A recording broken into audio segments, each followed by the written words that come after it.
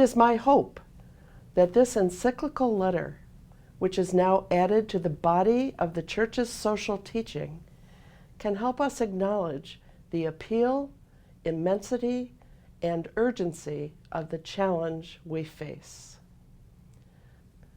I'm Sallie Latkovich. I'm a sister of St. Joseph, and I'm an adjunct professor here at CTU. In the introduction to his encyclical letter, Laudato Si', Pope Francis asserts that this letter be added to the body of the Church's social teaching.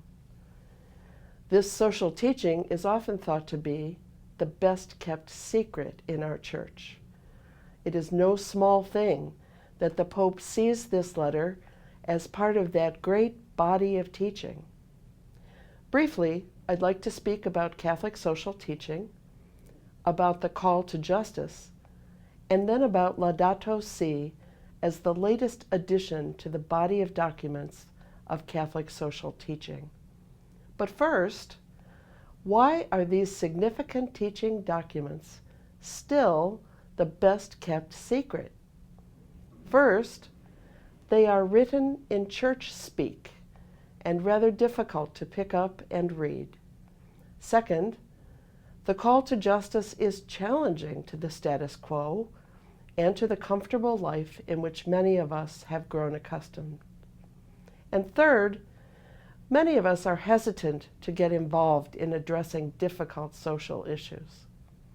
However, the documents of Catholic social teaching need to be spoken and taken seriously in our Church and world. It was Pope Leo XIII who in 1891 took note of the very harsh conditions of labor in the midst of the Industrial Revolution. He responded by writing the first encyclical to address a social issue, and paved the way for various documents of the Church in the area of social justice. It is important to note that the papal encyclicals, the documents of bishops' conferences, and pastoral letters of local bishops regarding social justice are always in response to human need and injustice. For example, Pope John XXIII wrote his encyclical Pacem in Terris, that is, Peace on Earth, in 1963, in response to nuclear proliferation. Pope Paul VI wrote Populorum Progressio on the development of peoples in 1967, in response to the widening gap between rich and poor in the world, and urging Christians to exercise a fundamental option for the poor. Other popes also wrote encyclicals in response to social issues in our world. The United States Conference of Catholic Bishops have also contributed to the body of Catholic social teaching, most notably in their letters on peace and on the economy. They published a letter in 2001 entitled Global Climate Change, a plea for dialogue, prudence, and the common good. Perhaps this letter served as a resource for Pope Francis's own letter, Laudato Si'. Two other resources for Pope Francis may have been Francis of Assisi and Thomas Merton.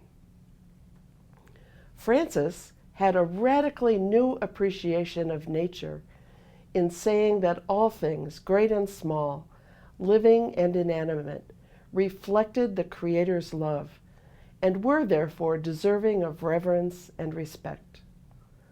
Thomas Merton reminds us to notice the flowers by the side of the road, to appreciate the mountains and all creatures as God's saints, all the expressions of God's love. Justice, then, is the understanding in our faith tradition that is not about fairness or equality. Justice simply means being in right relationship with God, with one another, and with the earth. That is the starting point of Laudato Si'. that being in the image of God, we too are called to create life. Thus, Pope Francis's encyclical rightly belongs to the body of Catholic social teaching, teachings about justice. For he himself says, as part of the introduction, I will point to the intimate relationship, justice is right relationship, between the poor and the fragility of our planet, the conviction that everything in our world is connected, the critique of new paradigms and forms of power, the call to seek other ways of understanding the economy and progress, the value proper to each creature, the human meaning of ecology, the need for forthright and honest debate, and the serious responsibility of international and local policy. So as you take up the reading and study of this important document, remember the framework of Catholic social teaching in which it exists. And please, let the best kept secret be known. This has been a presentation of Catholic Theological Union. For additional videos and podcasts, or to learn more, please visit www.ctu.edu or visit learn.ctu.edu.